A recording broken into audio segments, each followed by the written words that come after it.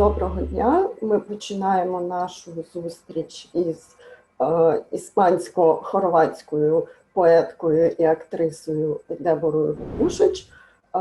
Захід відбувається в рамках 27-го BookForum. Мене звати Анна Вовченко. Наступну годину ми з вами проведемо, я сподіваюся, за приємною розмовою. So, Deborah, we will speak maybe English for the BookForum team to so that the BookForum team had less problems with subtitling our meeting. No. Okay. No problem. But So, can I do the reading in Spanish? Okay, then it's fine.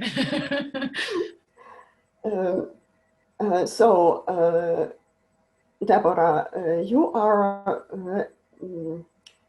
are a poet, an actress, and a performer, and your last book is called La Guerra de la Identidad. Guerra de la exactly. The War of Identity. Mm-hmm. I would like us to talk on the war, the identity, the war of identities, and the identity of the war in your poems. Whoa. And in your life as well. Okay. You were born in Spain, Exactly. but your Croatian roots still are strong. You have a strong bond with your Croatian ancestors and your Croatian part of identity.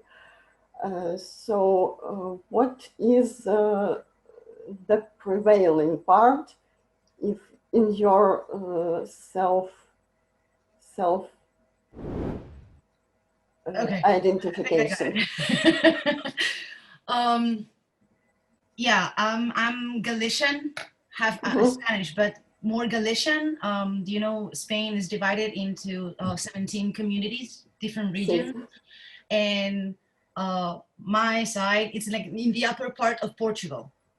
So Portugal and Galicia were the same kingdom until the 11th century. So we have deviation of the language, but we keep having our strong language, which is Galician, right? Gallego. My fathers got divorced when I was 2 years old, and I have barely seen my dad. I think I've seen him like for 15 times in my entire life, and in very short periods of time. So let's say that I have a strong absence in my life that has made me, let's say this way, okay? I have this strong feeling of Electra, this absence of my father's part, and I speak different languages, but I have this shock, this difficulty to learn Croatian. I think it's some sort of emotional blockage that has made me this way. I feel like my essence, let's say my essence is more Galician, for I've lived with my mother and with my grandparents here, and my childhood was based here, but I still have the feeling that my Croatian roots are very powerful. My mom always says, "Oh, you're too Vukusic," you know, you're very Vukusic. Oh, that phase or that. The same goes for me with my Ukrainian and Jew and Hebrew roots, so I understand you completely. Okay, so well, that's it. I don't know what. what a good definition of identity is. I think we're shifting all the time. You know, it's like when I talk about that poem, the tsunami, you know, the tsunami moves the land. And so I think identity is moving, you know, back and forth and up and down and twisting. And I think we are who we are, but sometimes we say, hey, I surprised myself, you know, doing this thing. So I don't know who we are. I don't know what our goals are, and I don't know what I don't know. I don't know. Pero eres más gallega. What? Eres más gallega.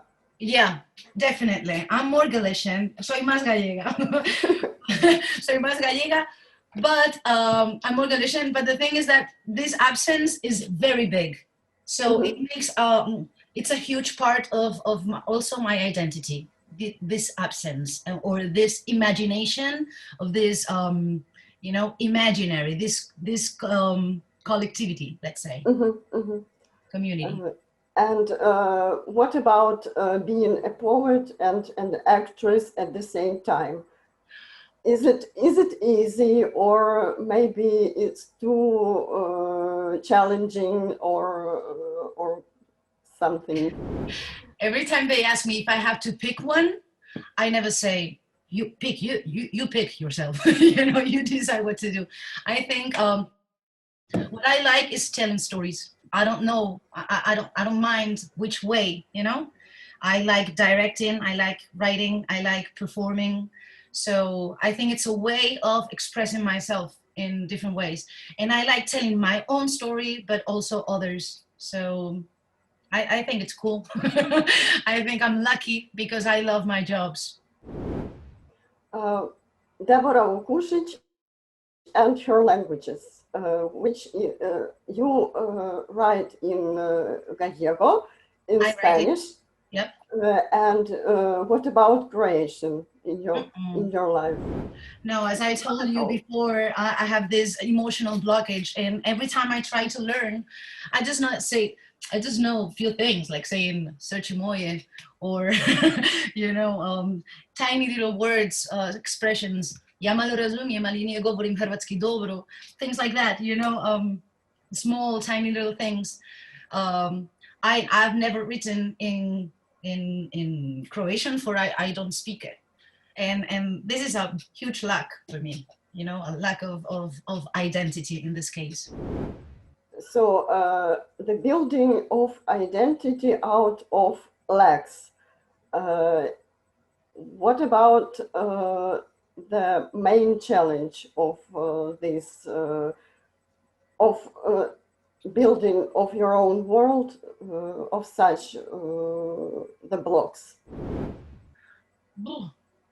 It's a difficult question. I actually don't know. I'm still looking for myself.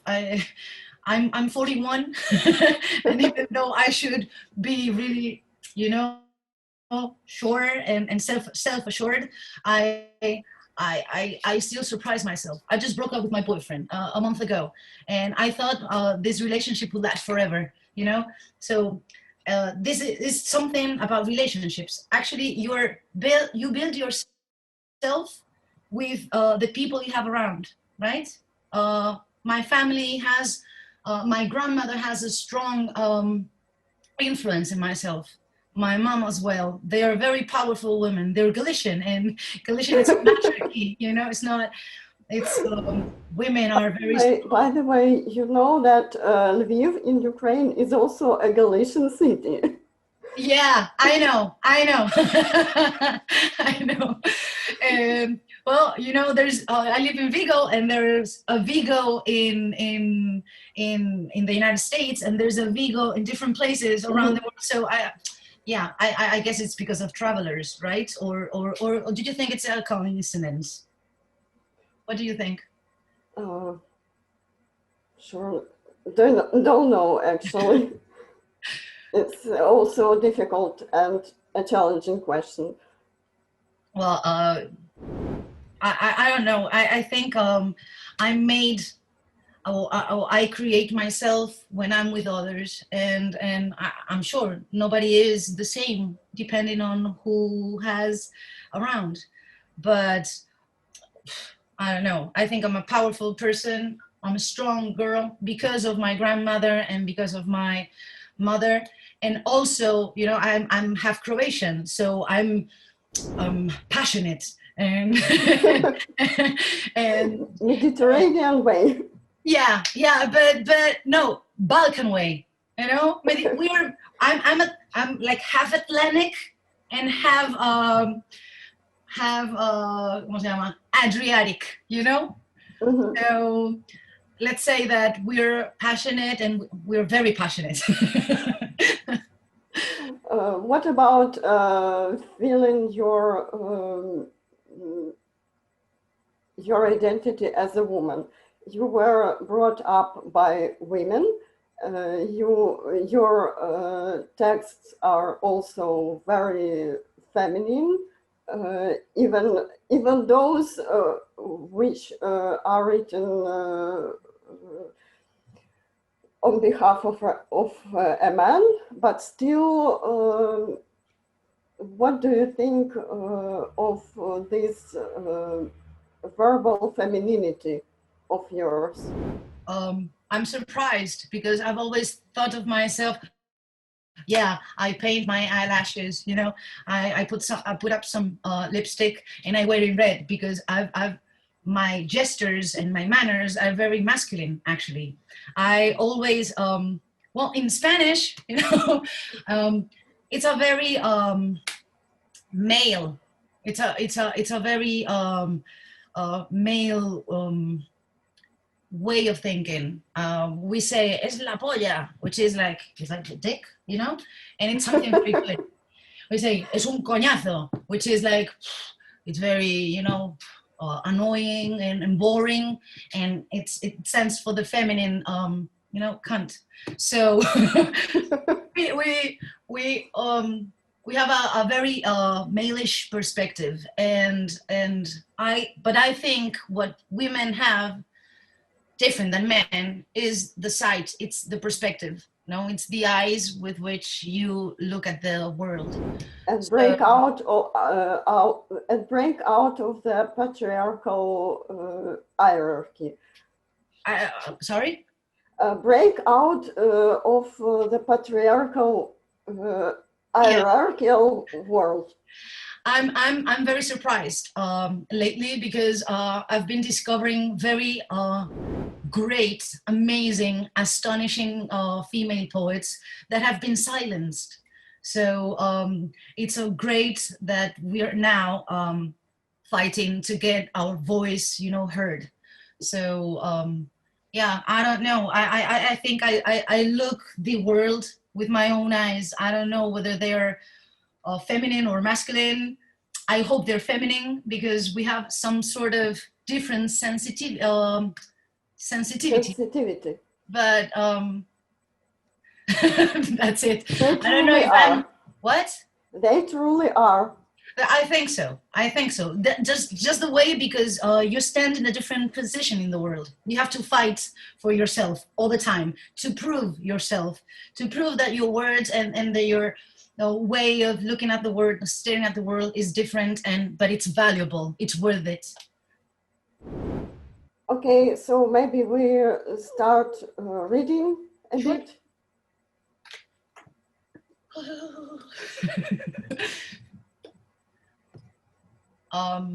Should I start and should I read all the poems on the Versopolis webpage? Maybe yes. Okay. Maybe one by one we will alterate the poem and the translation. Oh, okay. So you read the translation? Yeah. Oh, great. Okay. So let's start then by the beginning. Okay. The first one. Me llamo Deborah Vukusic. All right? Yeah. Okay. Me llamo Deborah Vukusic. Soy dos mitades. Mitad gallega y mitad croata. 23 de mayo de 1979, salgo a la luz. Débora, en hebreo, abeja. Vukusic, en croata, ushi, orejas, vuk, lobo. Abeja con orejas de lobo. Звуть мене Деборою Вукушич. Я складаюся з двох половин, одна галісійська, друга хорватська.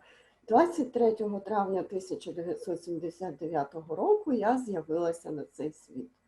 Дебора означає бджола на івриті, Вукушич хорватською, уші, вуха, вук, вовк. Бджола з вовчими вухами.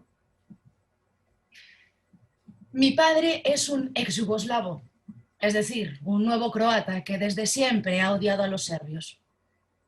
Los ojos de mi padre no tienen fondo, salvo para la mentira. Los ojos de mi padre no tienen fondo desde la guerra. Mi padre era jugador de balonmano.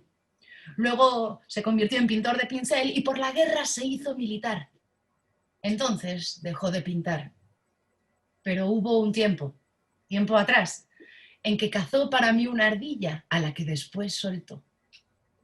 Мій батько екс-югослав, тобто новий хорват, який завжди ненавидів сербів. У мого батька бездонні очі, точніше буде сказати, що бездонними вони стали тоді, коли почалася війна. Мій батько був гандболістом, тоді зробився художником, а через війну став солдатом і мусив покинути малювання. Якось дуже давно він зловив мені білку, а потім її відпустив. Sounds so cool. La guerra me pilló con 12 años. En el cole leíamos los periódicos. Yo no entendía. Recibía fotos. Las noticias para los niños son siempre irreales, pero las fotos no. Las fotos de tu padre no. No hay truco. Aunque parezca un disfraz, está cerca. La guerra existe. Mi padre, con traje de camuflaje, lleva una escopeta, como en las pelis. Війна застала мене 12-річною. У школі ми читали газети, де я нічого не розуміла. Дивилася фотки. Дітям усі новини здаються несправжніми. Тільки не фотки, тільки не батькові фотки, вони не брешуть.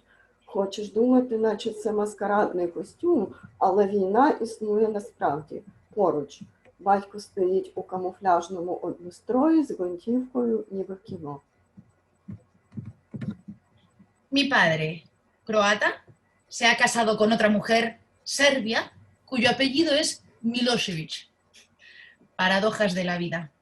Y qué curioso que Slobodan signifique libre. Paradojas de la vida. ¿Cómo le explicará a su hijo, mi hermano David Matei, dado 16, quién es? ¿A quién mató? Dado 16. Mitad serbio, mitad croata. Paradojas de la vida. Мій батько хорват, одружився з іншою жінкою, сербкою на прізвище Мілошевич. Парадокси життя. Цікаво, що Слободан означає вільний. Парадокси життя. Як він пояснить своєму синові, моєму братові, Давидові Матею, Дадо, 16 років, хто він, кого він убив? Дадо, 16 років, наполовину сербові, наполовину хорватові. Парадокси життя. Mi hermano Dado es un apasionado de la historia. Le gusta sobre todo la historia de Roma. Mi padre se ríe porque su personaje favorito es Calígula.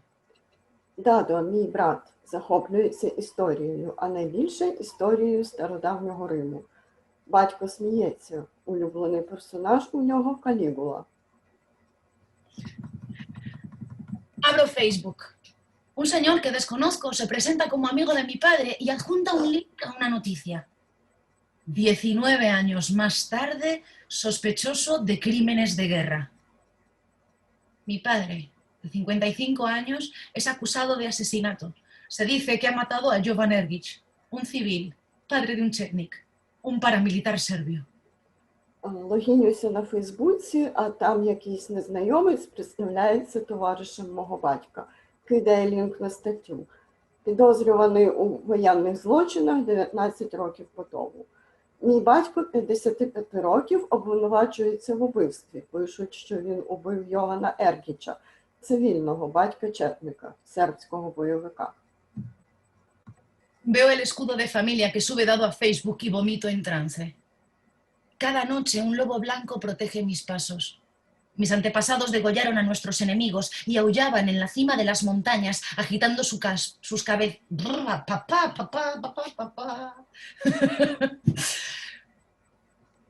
Veo el escudo de familia que sube dado a Facebook y vomito en trance. Cada noche un lobo blanco protege mis pasos. Mis antepasados degollaron a nuestros enemigos y aullaban en la cima de las montañas, agitando sus cabezas como trofeos. Las mujeres cocinaban sus vísceras a fuego lento, bailaban levantando el polvo desnudas y bebían su sangre en copas de oro. Desde que conozco la historia, peregrino descalza. Cubro mi cabeza con un pañuelo a cuadros, subo laderas portando cruces y laureles y canto siempre mis sueños imposibles. Vengo de una estirpe de guerreros y amazonas y solo me equivoco cuando olvido mi pasado. Бачу фамільний герб, який запостив дадо на Фейсбуці, і автоматично блюю. Білий вовк стереже мої кроки щоночі. Мої предки вирізали наших ворогів і вили на верхогір'ях, стрясаючи їхніми головами, ніби трофеями. Жінки готували їхні нутрощі на повільному вогні, піднімаючи куряву, танцювали своїх оголених танців. Із чаш золотих напивалися їхньої крові. Я ходжу боса, відколи знаю історію, покриваю голову хусткою в шахівницю, ношу хрести свої на гору в лаврових вінках і постійно виспівую свої нездійсненні мрії. Походжу з роду воїтелів та амазонок. Помиляюся тільки тоді, коли забуваю своє минуле. Sounds great. Okay. Weeping sound. Bombas. Bombas. Echo de menos las bombas. Echo de menos el silencio previo a las bombas. Y aún echo más de menos el silencio posterior a las bombas. Esa tensión entre el estallido y el horror. La calma que llega tras el susto y antes del grito. El dolor sordo. El vacío. Desde que todo acabó, no puedo dormir. Todo está demasiado tranquilo. Solo puedo escuchar la tortura que desfila en fila y es una marcha de recuerdos con melodía de gemidos. Nada como las bombas. Suena el reloj de cuco de mi abuela. ¿Sabías que el cuco invade los nidos de otras aves y acaba con sus hijos para criar los suyos? Todos estábamos allí. No sé cuántos cabíamos en aquella habitación estrecha. Mis primos que habían perdido la sonrisa, mis tíos, arrugados por la tristeza. Era domingo. Comíamos frente al televisor. Los domingos aún pretendíamos que no pasaba nada. Como si haciendo magia con los alimentos que teníamos pudiéramos seguir siendo un poco felices. Los domingos pensábamos que éramos los de antes. Festejábamos que una semana más seguíamos vivos. Con el silencio instalado y el goteo de bombas. Solo escuchábamos amplificados sorber el caldo. Unas cucharadas orquestadas, suite número 1 para sopas y cubiertos, cuando empezó el telediario con su música de suspense tétrico. La presentadora de siempre abre con su sonrisa de televisión. Tras los asedios de las últimas semanas, la aldea D fue tomada por el ejército. Mi abuela para de comer, chista, y mira atenta a la pantalla, como si pudiera entrar en ella y caminar sobre la imagen, dejando a su paso un reguero de sangre y fuego. Mi abuela sostiene la cuchara en alto y mira la pantalla donde se asoma su pueblo devastado, arrasado. La suite alarga el silencio. La casa al fondo ardiendo, su vecino Jovica en el suelo, sin ojos y sin manos. ¡Jovica! ¡Es Jovica! Todo es fuego, y habla el tirano sobre la imagen del fuego, y suenan los vítores de los soldados. Silencio, cae una bomba, variación de la suite. Instintivamente nos hemos dado las manos. Recogemos los platos, metemos de nuevo el caldo en la olla, preparemos café y sacamos el raquia. Mi abuela aún sostenía la cuchara en el aire cuando comenzó a gemir y fue bajando lentamente el utensilio al tiempo que bajábamos las cabezas. En los ojos guardaba su casa de fuego y a su vecino ciego en los oídos el fervor de las milicias y la voz del tirano, el verdadero cuco, el cuco de la Gran Serbia. Son las 4 y suena el reloj. Por eso escribo, para olvidar la canción de los gemidos de mi abuela. Y echo en falta las bombas. Mira tú, las bombas. Nada tan fuerte como el sonido de las bombas para tapar el llanto de mi abuela. Weeping sound. Бомб, бомб. Мені бракує бомб. Бракує тиші перед бомбами, а ще дужче мені бракує тиші після бомб. Напруження між вибухом і жахом, спокою між переляком і криком, тупого болю і порожнечі. Відколи все закінчилося, я більше не можу спати, все занадто спокійно. Можу хіба що слухати муку, що насувається крок за кроком, маршем спогадів і музику стогонів. Ніщо так, як бомби. Чути зозулю з бабциного годинника. Знаєш, зозулі вбивають чужих пташенят і підкидають у гнізда їхніх батьків власні яйця. Ми всі там були, не пам'ятаю вже, скільки нас тулилося в тій кімнаті. Вузькій, кузени, що втратили усмішки, дядько з тіткою помережені зморшками смутку. Була неділя, і ми їли перед телевізором. Щонеділі ми всі ще вдавали, наче нічого такого, якимось дивом, маючи той лише гуманітарний пайок, ми всі ще могли бути трохи щасливі. Щонеділі ми уявляли себе колишніми, святкували так тиждень за тижнем, який виходило пережити, із вмонтованою тишею та капотінням бомб. На підсиленій гучності чулося тільки сьорбання гарячого бульйону. Оркестр із ложок грав сюїту номер 1 для супів та столових приборів. Коли почалися новини з тривожною музикою на заставці, кожен випуск ведуча відкриває своєю телевізійною усмішкою. По кількатижневій облозі село зайняла армія. Бабця вже більше не їсть. Присвистує, дивиться на екран, так наче може туди ступити. Пройтися картинкою. Залишила по собі криваві й вогненні сліди.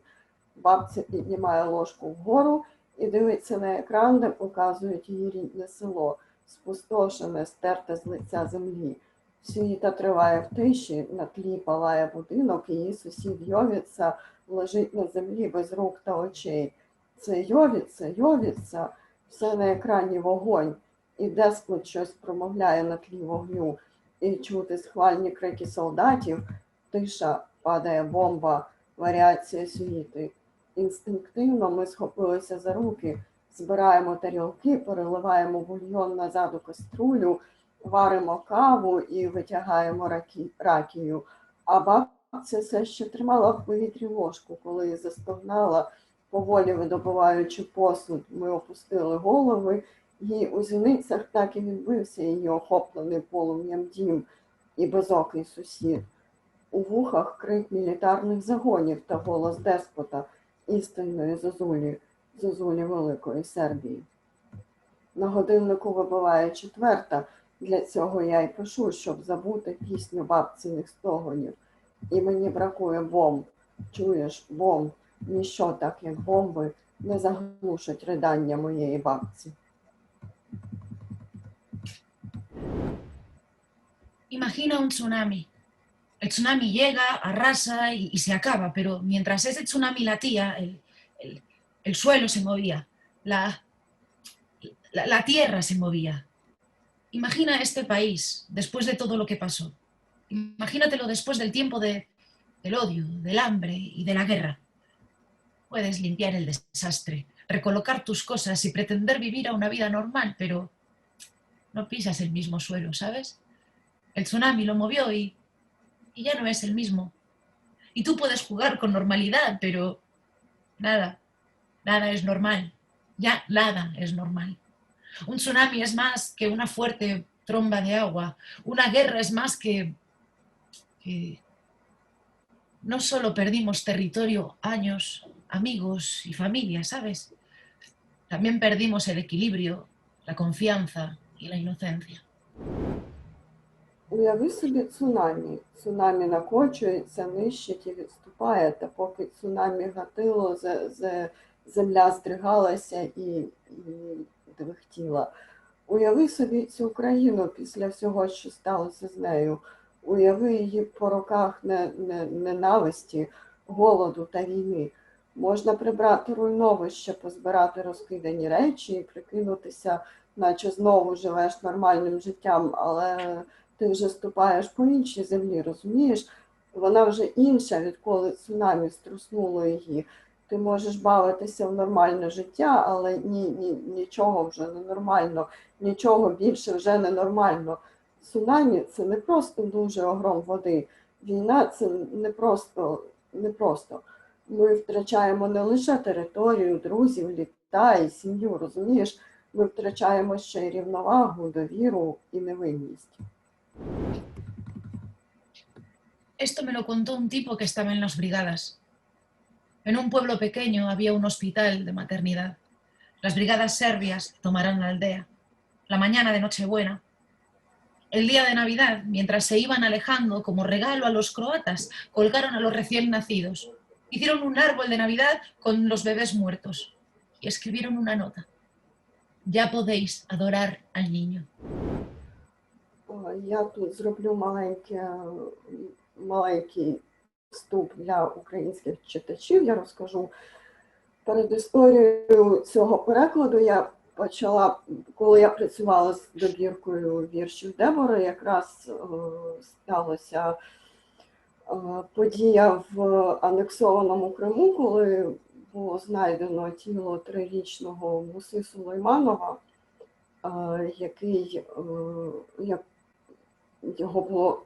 його спершу довго шукали, потім знайшли мертвим з усіма ознаками вбивства представниками так званої влади окупаційної в Криму.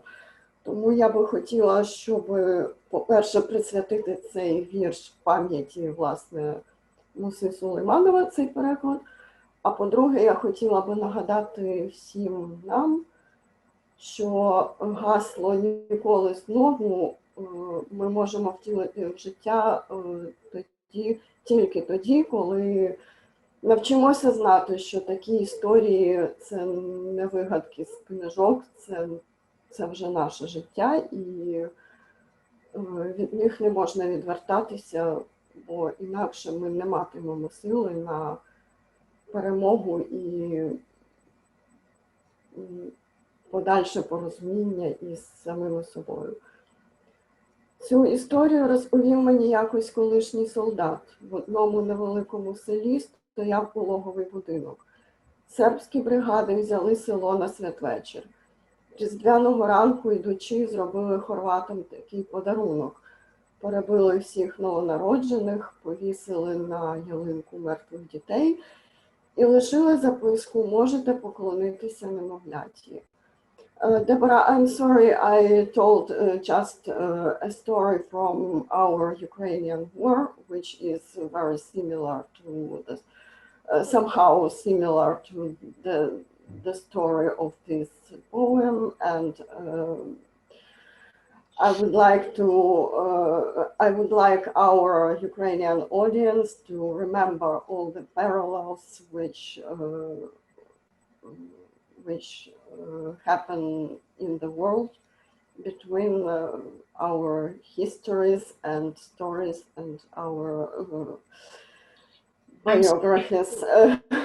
I'm sorry too. I'm sorry, and also I'm honored, but profoundly sorry.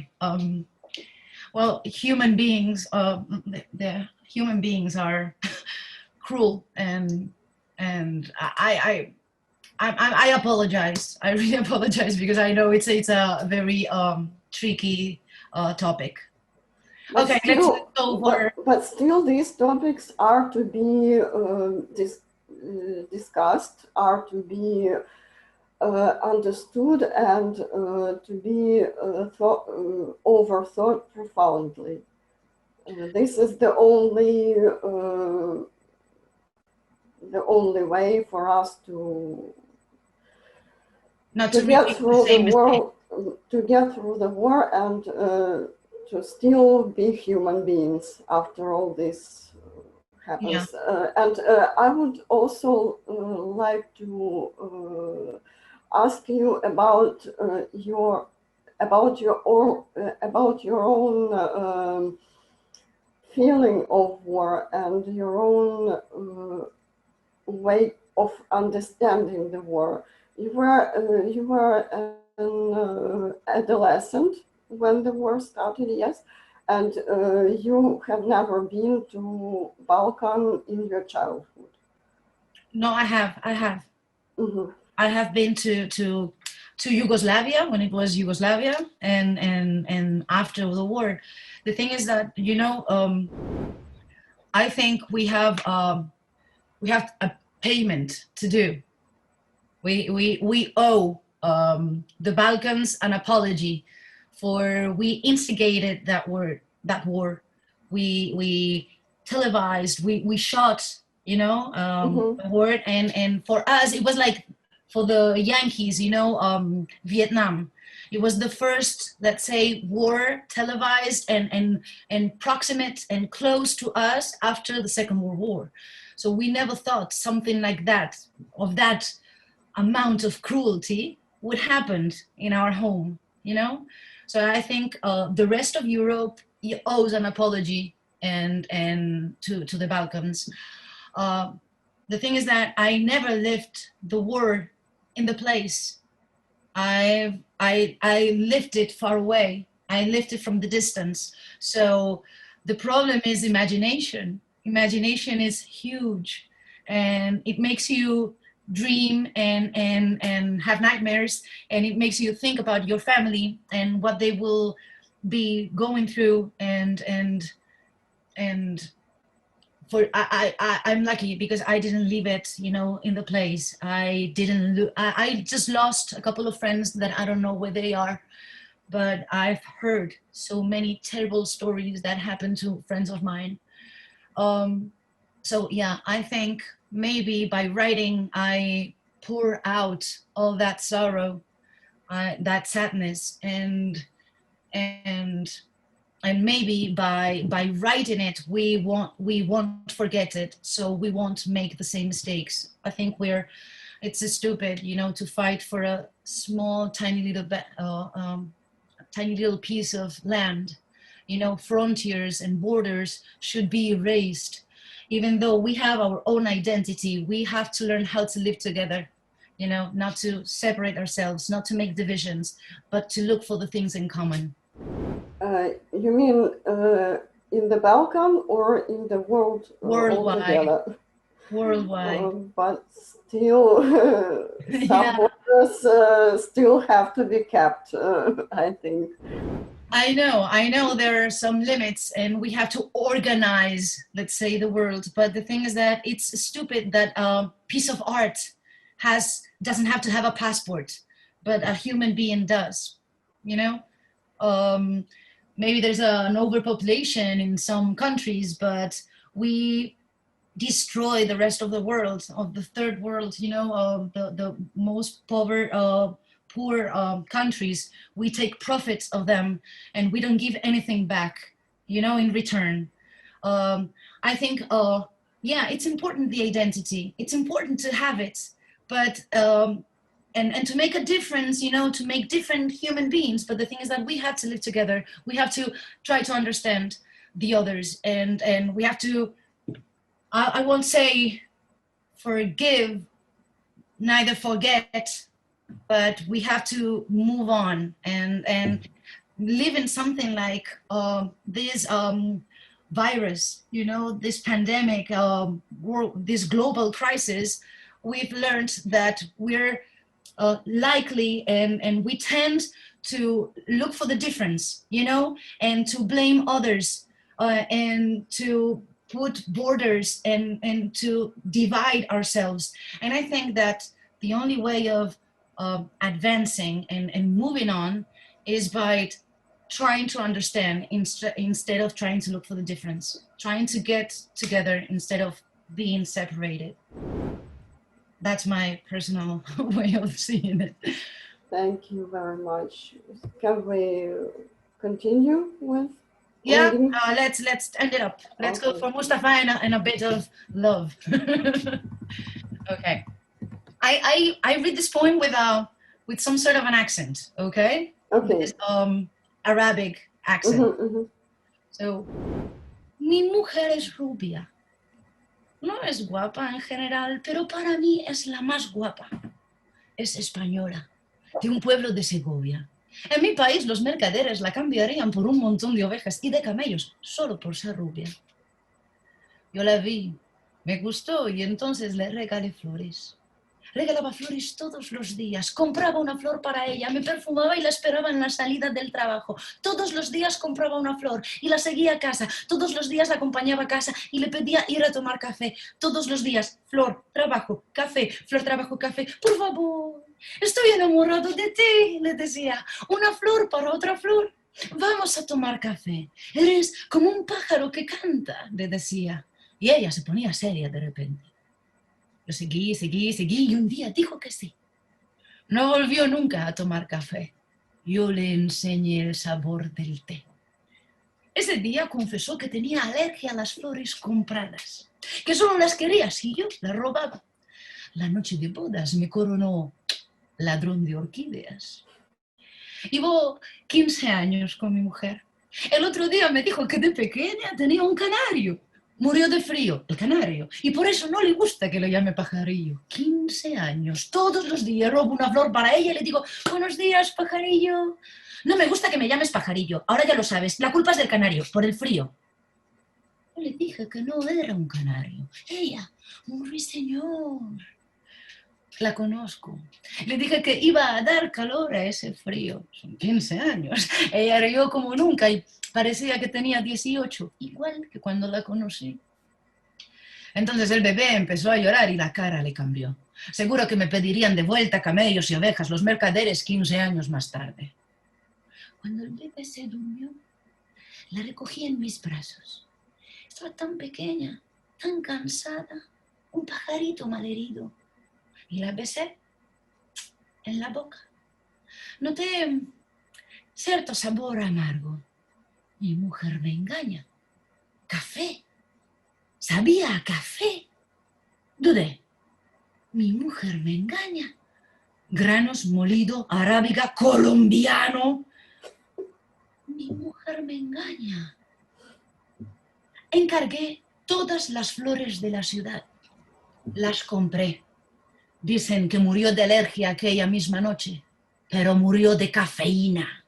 Y yo me hice una capa con los pétalos. Es una poema de actriz. But you did great, don't worry, go ahead. It sounds great in Ukrainian. Мустафа. У мене жінка-білявка, вона загалом не красуня, але для мене кращої не існує. Вона іспанка з якогось містечка в Сеговії. У мене в країні за неї дали б отару овець і верблюдів, тому що вона білявка. Я побачив її, закохався і дарував їй квіти. Щодня дарував їй квіти, купував одну квітку, бризкав на себе парфумами, чекав на неї під офісом. Щодня купував їй квітку і йшов за нею додому. Щодня проводжав додому і кликав на каву. Щодня квітка, офіс на каву, квітка, офіс на каву. Будь ласка, просив я її, я люблю тебе. Квітка до квітки, ходімо зі мною на каву. Ти наче співоча пташка, сказав я їй. А вона зненацька напружилася. Так я ходив і ходив і ходив, і якось вона погодилася. І не пила більше кави. Я привчив її смакувати чай. А потім вона зізналася про свою алергію на квіти, куповані. Але крадені їй годяться, сказала вона, і шлюбної ночі посвятила мене в крадії орхідей. Я був із нею 15 років. А тоді вона розказала, що мала в дитинстві канарку, яка померла від холоду. Тому їй і не подобається, коли її кличуть пташкою. 15 років я крав для неї квітку щодня і казав їй доброго ранку, пташко. Не клич мене більше пташкою, я цього не люблю. Тепер ти знаєш, то все канарка від холоду. А я сказав, що вона не канарка, а соловейко. Я знаю, сказав їй, що я розтоплю той холод. 15 років, а вона засміялася, як ніколи до того, і стала як 18-літка, як тоді, коли я зустрів її. А потім дитина заплакала, і її обличчя перемінилося. Звісно, мені наказали би повернути всіх овець і верблюдів через 15 років. А коли дитина заснула, я пригорнув її крихітну, втомлену, покалічену пташку, поцілував у губи і відчув гіркоту на устах. Моя жінка зраджує мене. Кава. Вона смакувала кавою. Я завагався. Моя жінка зраджує мене. Зернова мелена арабіка колумбійська. Моя жінка зраджує мене. Я замовив усі квіти в місті, купив. Кажуть, вона померла від алергії, а насправді від кофеїну. Я засипав її укривалом із пелюсток.